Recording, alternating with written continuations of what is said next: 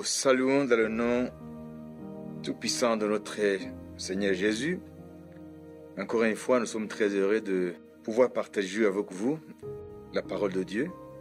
Aujourd'hui, nous allons aborder un sujet qui est très important parmi d'autres sujets majeurs dans la vie de l'Église, dans la vie des chrétiens.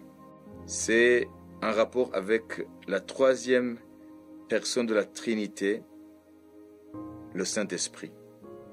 Pourquoi? Parce que il y a beaucoup d'incompréhension, beaucoup d'hérésies, beaucoup même des choses qui se disent sur le Saint-Esprit ou des choses qui se font au nom du Saint-Esprit dans les milieux évangéliques, charismatiques, qui n'ont rien à voir avec la parole de Dieu. Nous voyons aussi des soi-disant ministres de l'Évangile, serviteurs de Dieu entre guillemets, qui jouent avec la troisième personne de la Trinité pour des choses qui paraissent aujourd'hui à la mode. Ça veut dire les différentes manifestations du Saint-Esprit. En l'occurrence, ce qu'on appelle tomber par la puissance de l'Esprit, ou en d'autres termes, tomber sous l'onction.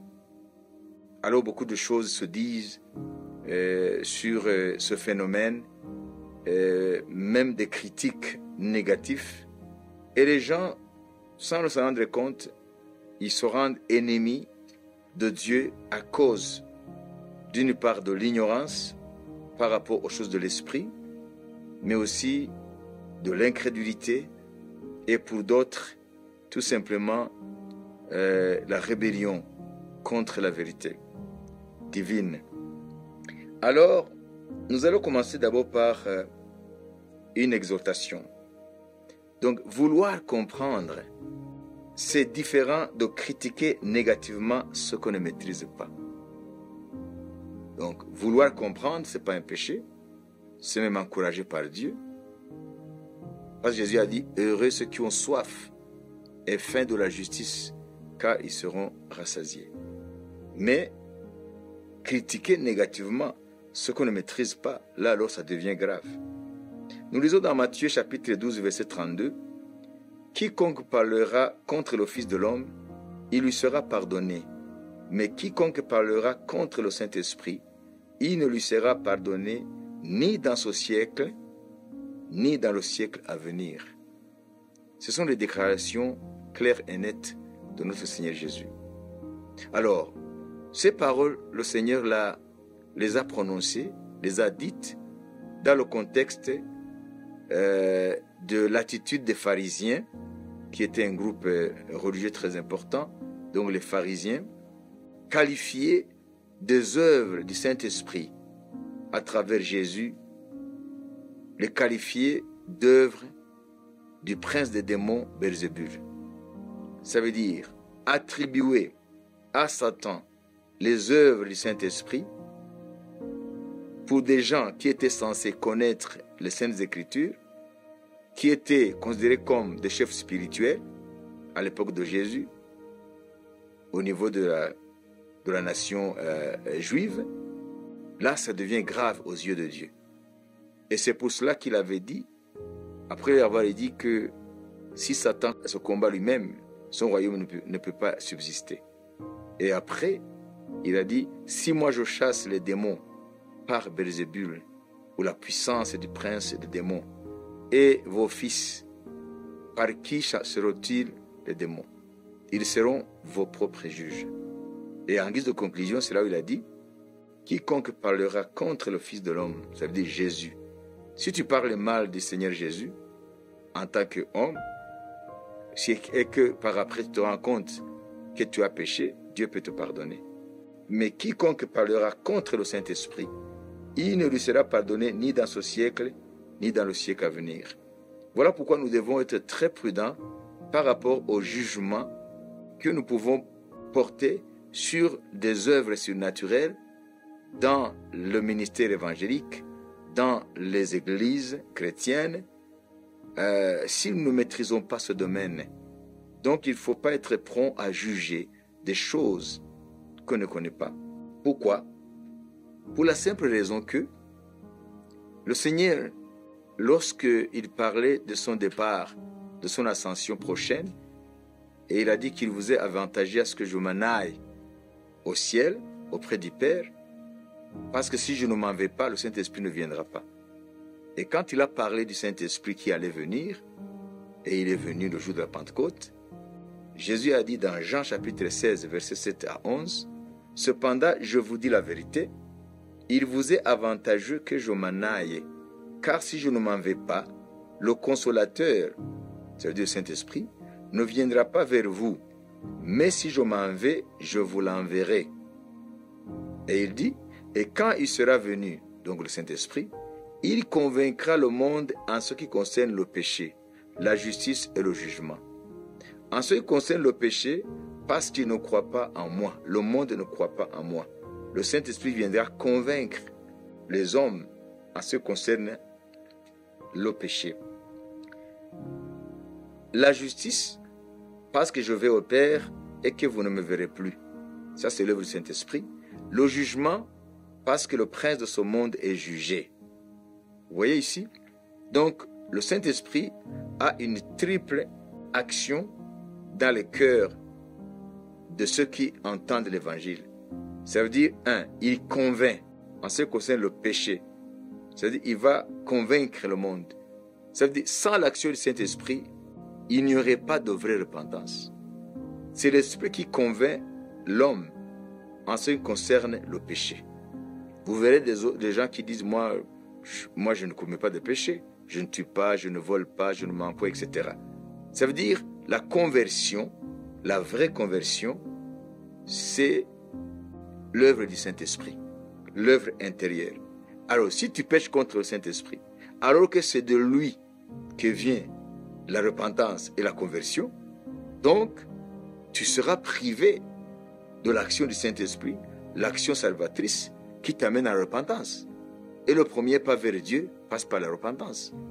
Donc, si nous péchons contre le Saint-Esprit, alors que c'est lui qui nous amène à la repentance, qui amène la conviction dans notre homme intérieur, ça veut dire que nous serons privés du ministère du Saint-Esprit dans notre vie, et par voie de conséquence, sans repentance, sans conversion, donc c'est la perdition qui nous attend. Donc si tu pèches contre la personne qui est censée t'amener à la repentance, donc tu seras endurci dans tes péchés jusqu'à ce que mort arrive et la mort t'emporte et tu meurs physiquement. Et après, tu vas aussi connaître la seconde mort qui est l'enfer, jeté dans le temps ardent de soufre et de feu. Et puis la deuxième chose, il va convaincre le monde en ce qui concerne la justice. C'est le Saint-Esprit qui nous convainc que Jésus-Christ, il était le Dieu juste qui a été fait péché pour nous. Donc le Saint-Esprit confirme que Jésus, c'est le juste. Et puis troisièmement, il nous convainc maintenant par rapport au jugement en disant, si vous n'acceptez pas la grâce extraordinaire qui s'est manifestée à travers Jésus, alors attendez-vous au jugement qui viendra sur chaque âme le jour-là. Donc vous comprenez pourquoi Jésus a dit, celui qui parlera contre le Saint-Esprit, il ne lui sera pardonné ni dans ce siècle, ni dans le siècle à venir. Parce que c'est le Saint-Esprit qui amène une personne à pouvoir échapper au jugement qui viendra à travers la conviction du péché, à travers la conviction de la justice, à travers la conviction qu'il y aura un jugement. Alors, ce qu'il faut aussi savoir, l'ignorance ne donne pas une licence de maître de critique. Donc, nul ne sera justifié devant Dieu en disant que c'est parce que j'étais ignorant. Si tu es ignorant dans un domaine quelconque, mais il faut que tu te taises. Pourquoi t'aventurer dans des choses que tu ne maîtrises pas? Donc il faut faire très attention. Parce que les choses du Saint-Esprit échappent à notre rationalisme. Voilà la deuxième épître de Pierre, chapitre 2, verset 12. Mais eux, donc ces gens-là qui parlent des choses dont ils ignorent même la réalité, des gens qui parlent mal des choses dont ils n'ont pas la maîtrise ou pour lesquelles ils ne comprennent rien. Mais eux, semblables à des brutes qui s'abandonnent à leur penchant naturel et qui sont nés pour être prises et détruites, ils parlent d'une manière injurieuse de ce qu'ils ignorent et ils périront par leur propre corruption. Donc, vous voyez ici, l'apôtre Pierre met en garde ceux qui parlent des choses de Dieu négativement, d'une façon injurieuse, à cause de leur ignorance. Vous voyez, l'ignorance ne nous justifie pas. Même Jude, le dernier petit livre du Nouveau Testament, il dit, eux, c'est-à-dire tous ces gens-là, qui parlent négativement des choses qu'ils ignorent, il dit, eux, au contraire, ils parlent d'une manière injurieuse de ce qu'ils ignorent et ils se corrompent dans ce qu'ils savent naturellement comme les brutes.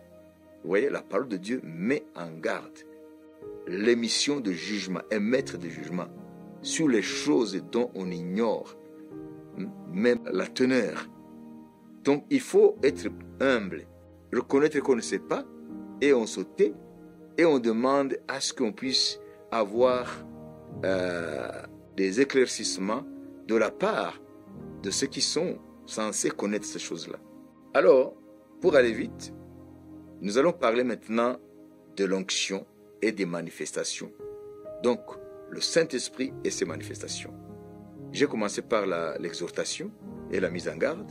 Maintenant, nous allons parler de l'onction et de ses manifestations. Alors, nous allons prendre le premier livre du prophète Samuel, au chapitre 19, au verset 23 et 24. Et il se dirigea vers Najoth, c'est David, près de Rama. L'Esprit de Dieu fut aussi, ici on parle du roi Saül. Il se dirigea vers Najoth, c'est le roi Saül, le premier roi d'Israël, près de Rama. L'Esprit de Dieu fut aussi sur lui, et Saül continua son chemin en prophétisant jusqu'à son arrivée à Najoth, près de Rama. Il ôta ses vêtements et il prophétisa aussi devant Samuel. Il se jeta nu par terre tout ce jour-là et toute la nuit. C'est pourquoi l'on dit Saül est aussi parmi les prophètes. Vous voyez, ici nous sommes dans le contexte de la fuite de David. Ça veut dire que par jalousie, le roi Saül avait planifié de tuer David. Parce que David avait du succès dans ses exploits militaires, etc. Et puis, Saül aussi était tourmenté par un esprit qui l'agitait lorsque David jouait de la harpe. Par exemple, en lisant Samuel chapitre 19, verset 8 jusqu'au verset 10, il dit « La guerre continuait, David marcha contre les Philistins et se battit avec eux. Il leur fit éprouver une grande défaite et ils s'enfuirent devant lui. » Ici, Saül est toujours roi et David, il est parmi l'armée de Saül. Alors le mauvais esprit de l'Éternel fut sur Saül, qui était assis dans sa maison, sa lance à la main. Et David jouait, et Saül voulut le frapper avec sa lance contre la paroi.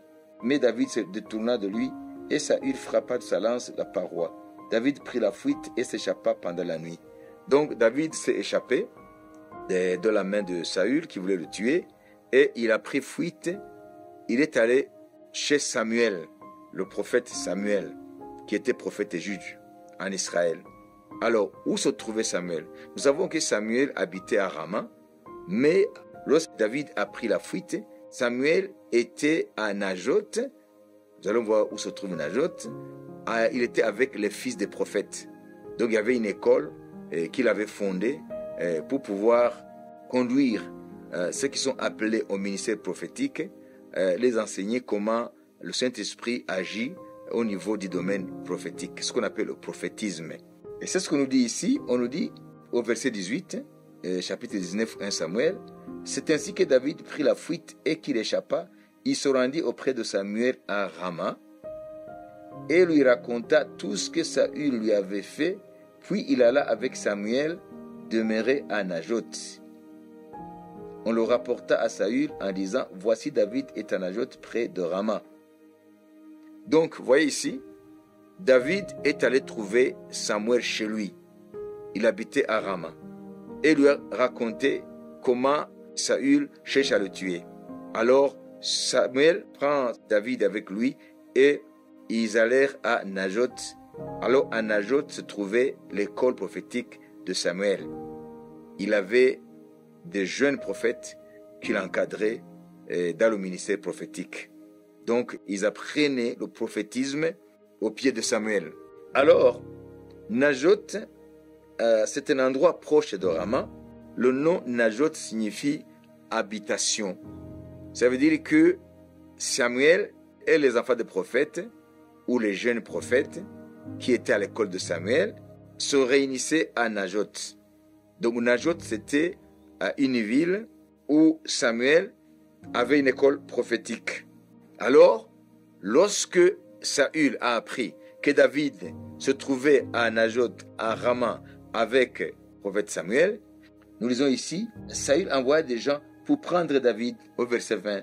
Ils virent une assemblée de prophètes qui prophétisaient ayant Samuel à leur tête. L'Esprit de Dieu saisit les envoyés de Saül et ils se mirent aussi à prophétiser avec eux. Donc le roi Saül envoya une équipe de gens pour aller attraper David et le ramener auprès de Saül. Et alors, ces gens-là qui sont allés voir David chez Samuel, alors ils les ont trouvés à Najoth, où se trouvait l'école prophétique. Et quand ils sont entrés dans cet espace-là, où se trouvait l'école prophétique, alors quelque chose de bizarre, c'est bizarre entre guillemets, c'est arrivé. Alors, ils ont commencé à prophétiser. Et eux qui allaient prendre David, ils ont été confrontés à l'onction prophétique qui couvrait cet espace géographique-là, où se trouvaient Samuel et les enfants des prophètes. Alors l'esprit de prophétie qui agissait dans ce lieu-là est tombé sur les gens envoyés par Saül pour attraper David. Et ils ont commencé à prophétiser. Ils ne sont plus retournés chez Saül. Alors Saül envoya une autre équipe. Eux aussi sont arrivés à Najoth, confrontés à l'onction prophétique. Ils ont commencé aussi à prophétiser. Ils sont restés là avec le prophète, avec Samuel et David. Alors Saül envoya une troisième équipe. Elle aussi, lorsqu'elle a mis ses pieds sur cet endroit-là, alors l'onction prophétique les a saisis, ils ont commencé à prophétiser. Ils n'étaient pas prophètes, mais ils ont commencé à prophétiser. Alors lorsque le roi Saül a vu que personne ne revenait, lui-même est parti. Et quand il est arrivé près de Rama, il a appris que Samuel se trouve à Najoth avec David. Alors il est parti. Et lui aussi, lorsqu'il est arrivé sur cette aire géographique-là, où l'onction prophétique était en train d'agir, lui-même a été saisi par l'esprit prophétique. Il a commencé à prophétiser. Donc il alla vers Samuel en prophétisant. Mais Saül n'était pas prophète. Alors lorsqu'il est arrivé devant Samuel, et entouré par les fils des prophètes, donc les étudiants de son école prophétique, et David déjà lui il s'était sauvé en apprenant que Saül était en train de venir. Alors il y avait Samuel, il y avait les enfants des prophètes et il y avait tous ces hommes-là que Saül avait envoyés. Tous étaient en train de prophétiser sous la direction de Samuel. Alors Saül, non seulement il a prophétisé tout le jour et toute la nuit, c'est ce qu'on nous dit ici. On nous dit, il ôta ses vêtements et il prophétisa aussi devant Samuel. Et il se jeta nu par terre tout ce jour-là et toute la nuit. C'est pourquoi l'on dit, Saül est aussi parmi les prophètes. 1 Samuel 19, 24. Qu'est-ce qu'on peut dire sur ce phénomène-là? Vous voyez, ça veut dire que lorsque l'Esprit de Dieu est en train d'agir puissamment, alors l'homme charnel que nous sommes, l'homme avec notre corps physique, alors nous sommes rien devant l'onction du Saint-Esprit. Beaucoup de gens sont dans l'erreur et croient que tout ce qui tombe lorsqu'on prie ou lorsqu'on leur impose les mains, ce sont des démons. Non. Oui, les démons, lorsqu'on les chasse, peuvent agiter quelqu'un et partir en le jetant par terre. C'est ce que nous voyons dans le ministère de Jésus. Mais ici, dans ce cas précis, Saül n'est pas tombé par terre parce que c'était l'effet d'un démon. C'est l'onction du Saint-Esprit qui était sur lui. Et cette onction était tellement forte que Saül, son corps physique ne pouvait pas supporter le poids de cette onction qu'on appelle en hébreu kabod. Vous voyez, quand on parle de la gloire de Dieu qui se manifeste dans un lieu donné, on parle de la Shekinah, la présence sensible de Dieu, mais on parle aussi du kabod, le poids de la gloire de Dieu.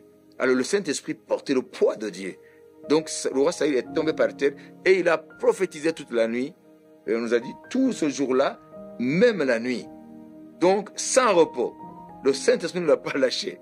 24 heures, il a prophétisé et on appelle ça tomber sous l'onction ou tomber par la puissance du Saint-Esprit. Donc vous qui m'écoutez, il ne faut pas que vous tombiez sous le jugement de la parole de Jésus, que celui qui parlera négativement ou mal du Saint-Esprit, il ne sera pardonné ni dans ce siècle, ni dans le siècle à venir. Ça veut dire après notre vie terrestre. Parce que le Saint-Esprit n'entre pas dans nos schémas religieux ou dans nos schémas que nous avons reçus de la part des enseignements dans nos églises, faute de connaissances. Parce que ce n'est pas tous ceux qui démarrent des églises qui ont une formation théologique suffisante pour pouvoir conduire le peuple de Dieu dans tout le conseil de Dieu. Par exemple, aujourd'hui, nous voyons beaucoup d'églises dans le monde qui naissent à gauche, à droite, mais en regardant de près, ce n'est pas tous ceux qui sont à la tête des églises, surtout des nouvelles églises, qu'on appelle des églises de réveil. Ce n'est pas tous ou toutes qui ont reçu une formation théologique suffisante afin de conduire le peuple de Dieu dans tout le conseil de Dieu. Parce qu'on ne peut pas amener quelqu'un à un niveau où soi-même on n'a pas encore atteint. Donc il y a beaucoup d'hérésies à cause de l'ignorance. Des gens parlent des choses qu'ils ignorent. Ils croient que les démons, ce sont seulement les démons qui font tomber les gens, mais ils ne savent pas que l'onction du Saint-Esprit peut faire tomber les gens parce que notre corps physique ne pèse rien du tout devant l'action du Saint-Esprit. Donc comprenez très bien, il ne faut pas juger des choses qu'on ignore. Il faut parler des choses qu'on maîtrise et éviter de s'aventurer en émettant des jugements négatifs sur des choses qu'on ne connaît pas. Alors, il faut de l'humilité parce que la conséquence est terrible et irrévocable d'après les paroles de notre Seigneur Jésus. Et je vais vous aider un tout petit peu en vous parlant d'un livre d'un serviteur de Dieu mais qui n'est plus de ce monde qui s'appelle Kenneth Hagin. Lui, il a écrit un livre sur ce que je viens de vous entretenir un peu de mots. Il a écrit un livre sur pourquoi les gens tombent sous la puissance du Saint-Esprit. Qui est Kenneth Hagin? Avant de vous parler de l'extrait de son livre, parce qu'ici on ne peut pas parler de tout le livre, mais l'extrait. Kenneth Hagin, il était prédicateur de l'Évangile. Donc il est né le 20 août 1917 aux États-Unis. Il est mort le 19 septembre 2003 à Tulsa, aux États-Unis. Il était un pasteur chrétien évangélique charismatique. Vous voyez? C'est pourquoi il a écrit sur le Saint-Esprit, parce que charismatique, ça vient de charisma, ou au pluriel charismata, ça veut dire les dons de l'Esprit, donc les grâces de l'Esprit. Donc vous voyez, il est mieux indiqué pour parler de cela. Fondateur de la Rhema Bible Church et du Rhema Bible Training College à Tulsa, c'est un prédicateur et un télé-évangéliste américain. Donc il fut parce qu'il n'est plus. Alors dans son livre, il a écrit les choses suivantes. Ça va vous aider, je vais vous lire. Il dit: nous ne voyons ni le vent, ni le Saint-Esprit, mais nous discernons les résultats produits par le vent. Dieu agit dans le domaine des sens afin que nous le voyions à l'œuvre. Il manifeste sa puissance pour nous montrer qu'il est en train d'agir. Alors, le chapitre 1er de son livre parle des origines historiques de ce phénomène, tomber sous la puissance de l'esprit ou tomber sous l'onction. Donc, les gens que vous voyez tomber parce qu'on impose les mains sur eux, où ils peuvent même tomber sans que personne ne les touche. Il dit, l'électricité existe depuis la création de l'univers, mais pendant des milliers d'années, les hommes ignorèrent son existence. Même après sa découverte, ils ne surent ni la canaliser, ni l'utiliser. Cela demanda encore de nombreuses années de travail et d'expérimentation. Aujourd'hui, nous profitons pleinement des résultats de ces recherches, mais cette puissance nous était disponible dès le début. L'électricité est la force que Dieu réserve au domaine naturel. Il est l'auteur de toutes choses. Le Saint-Esprit représente la force divine dans le monde spirituel. Alors, vous voyez, ça c'est une analogie. Il dit, dans le domaine spirituel, il existe une force surnaturelle de Dieu, à la fois invisible et inaudible.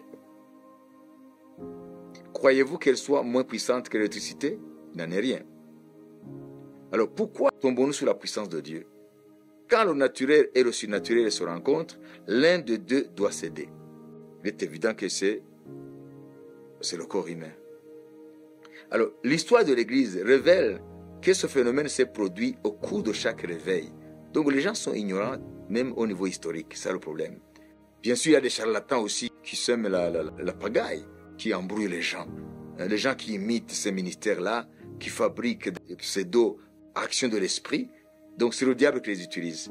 Parmi les faux dollars, est-ce qu'on peut trouver un vrai? Donc il y a des faux ministères, mais il y a aussi des vrais ministères. Alors, l'histoire de l'Église révèle que ce phénomène s'est produit au cours de chaque réveil. Par exemple, John Wesley, fondateur de l'Église méthodiste, des centaines de personnes tombaient sous la puissance. Au temps de John Wesley, j'ai lu, c'est Kenneth Hagin qui le dit, j'ai lu le compte rendu de Wesley relatant la première fois où ce phénomène se manifesta dans une réunion. Il dit, au beau milieu du message, une femme assise au premier rang, près de l'arrêt central, fut subitement précipitée de son banc, face contre terre. John Wesley pensa qu'elle venait de s'évanouir.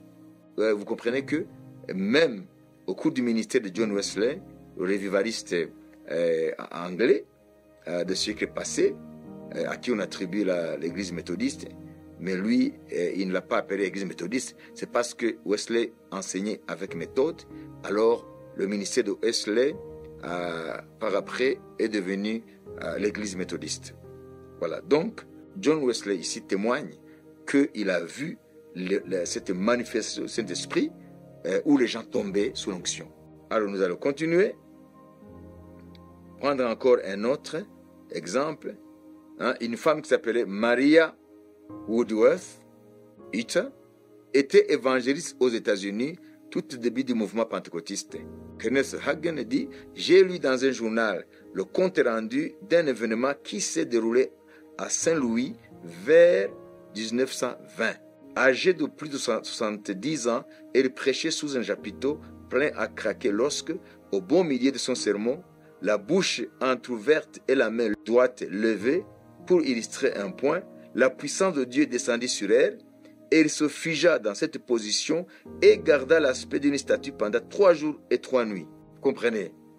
Ça, ce sont des manifestations de la puissance du Saint-Esprit. Alors, je suis en train de lire brièvement. Kenneth Hagin dit, réfléchissons à cela. Son corps entier était sous le contrôle de l'Esprit de Dieu, car, durant toute cette période, il ne remplit aucune des fonctions normales.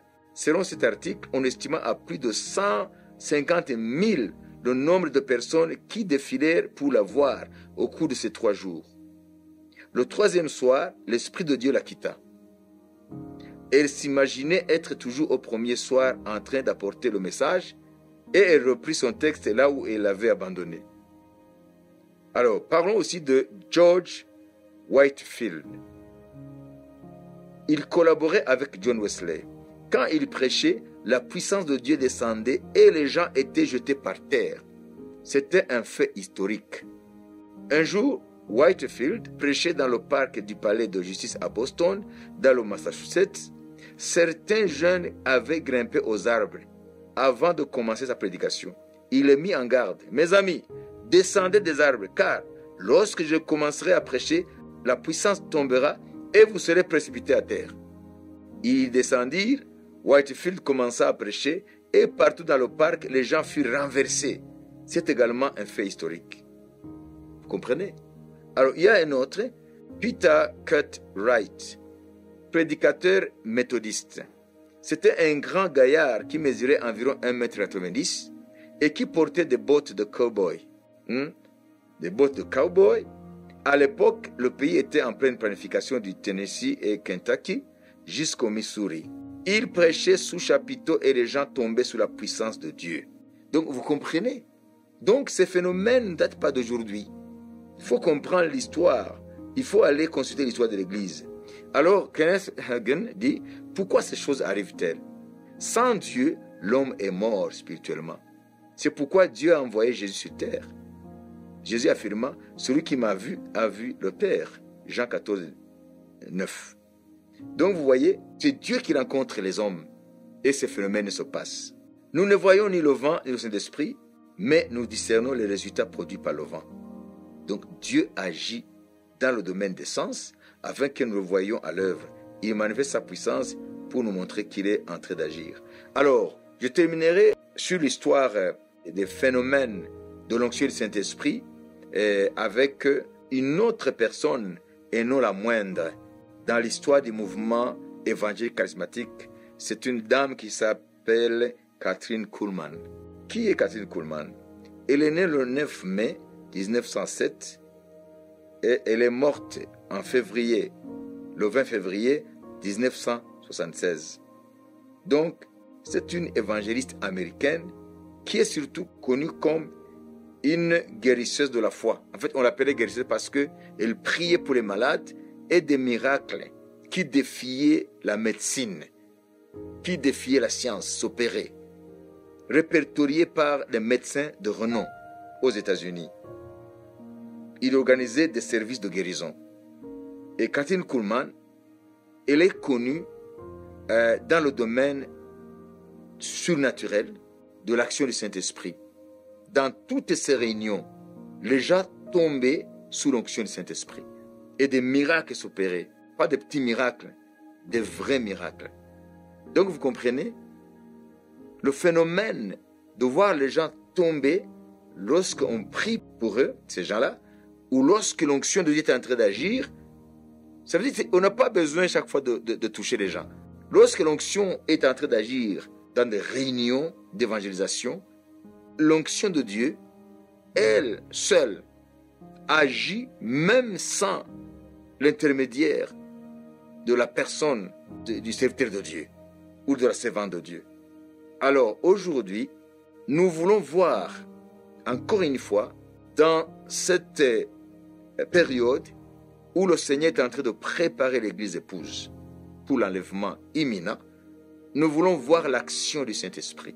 Et Dieu va encore une fois nous envoyer un réveil pour que l'Église soit préparée, pour que ceux qui sont rétrogrades reviennent au témoignage chrétien, reviennent dans le salut, et ceux qui sont morts spirituellement, alors qu'avant ils avaient la vie de Dieu, retrouvent encore une fois le chemin de la vie, et ceux qui sont tièdes aujourd'hui retrouvent la ferveur d'antan, et ceux qui n'ont jamais eu la grâce d'entendre le vrai évangile puissent être connectés avec le vrai évangile. Donc c'est une période très courte, mais dans laquelle Dieu va faire beaucoup de choses. Dieu est en train de préparer dans chaque nation des églises locales qui sont considérées par Dieu comme l'église qui est mentionnée dans l'Apocalypse chapitre 3, depuis le verset 7, l'église de Philadelphie. Prophétiquement, c'est l'église des temps de la fin, qui est fidèle à la parole de Dieu. Alors, Dieu est en train de toucher ces églises-là. Apocalypse chapitre 3, verset 7 jusqu'au verset 13.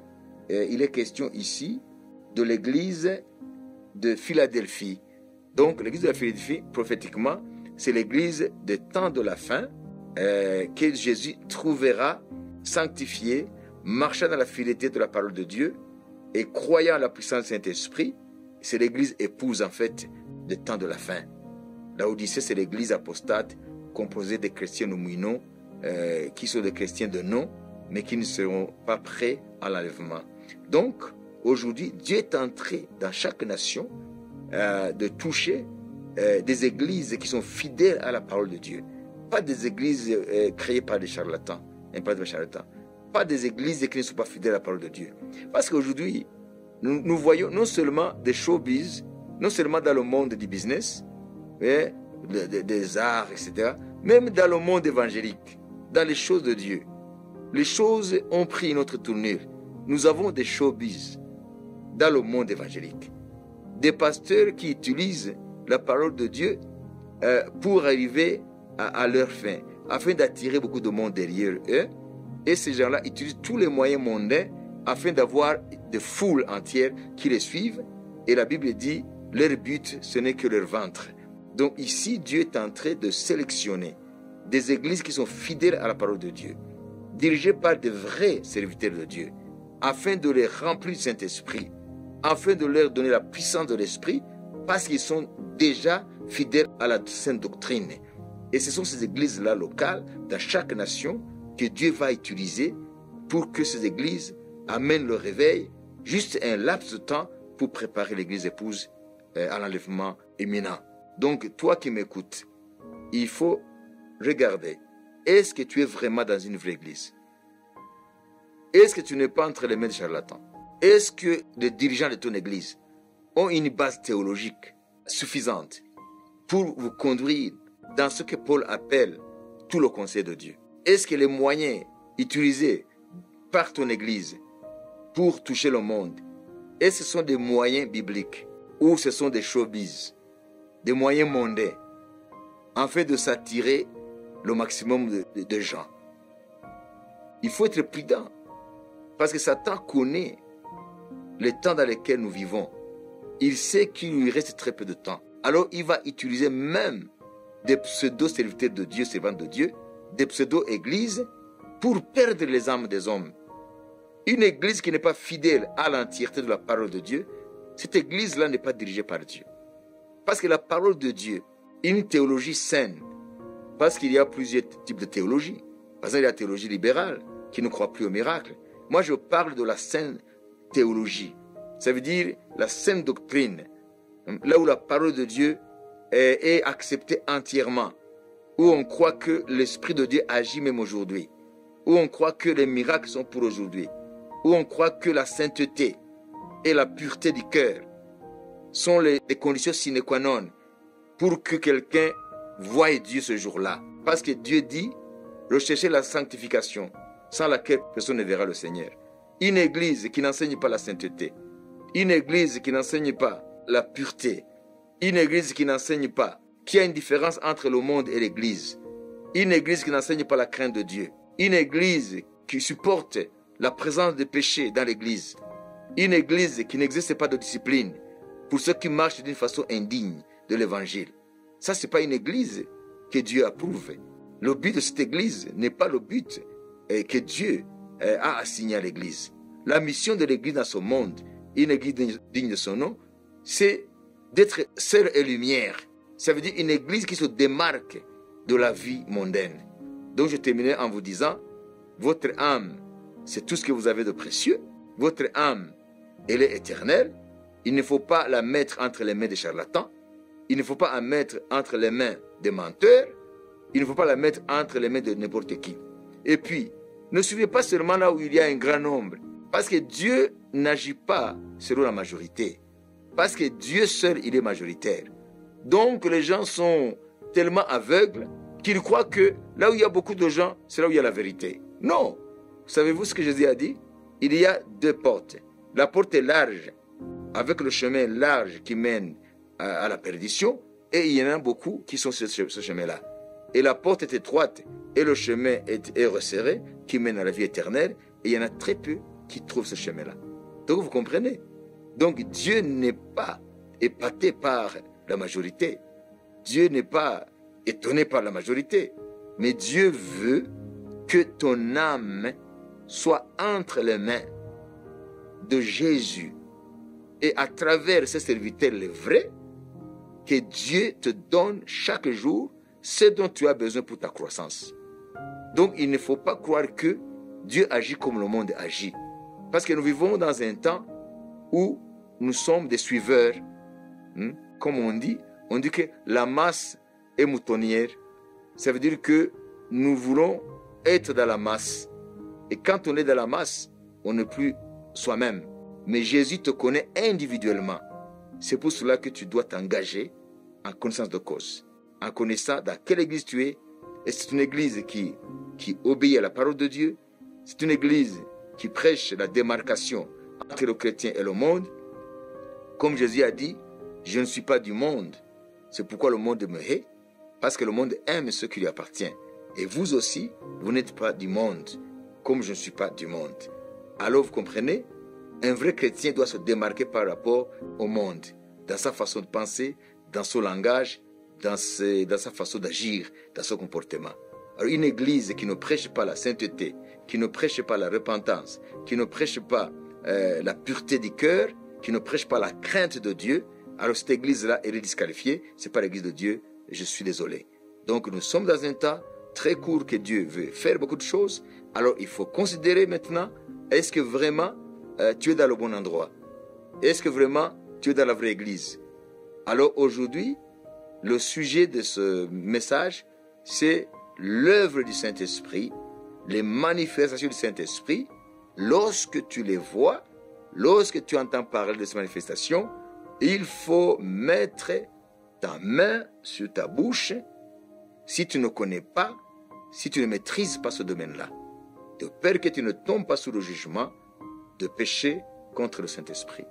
Et Dieu va faire beaucoup de manifestations, va faire beaucoup de choses. Dans notre temps, il y aura une manifestation extraordinaire des œuvres du Saint-Esprit.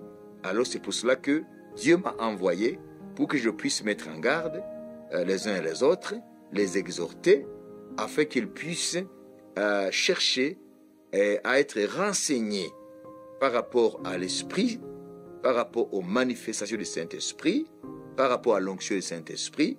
En l'occurrence, les gens qui tombent lorsqu'on prie pour eux, ou les gens qui tombent tout simplement dans une réunion où l'évangile est en train de prêcher, où l'Esprit est en train d'agir, de peur que vous ne commettiez pas ce péché impardonnable contre le Saint-Esprit. Donc, cherchez, faites une démarche sincère, humble, auprès des vrais serviteurs de Dieu, et puis s'enquérir si réellement ces serviteurs de Dieu connaissent ces choses. Parce qu'il y a des vrais serviteurs de Dieu, mais qui ne sont pas calés dans le domaine de l'esprit. Donc il y a des vrais, sincères, des vrais, et qui sont sincères, des serviteurs de Dieu, qui ne sont pas charlatans, mais qui sont ignorants par rapport au domaine du Saint-Esprit.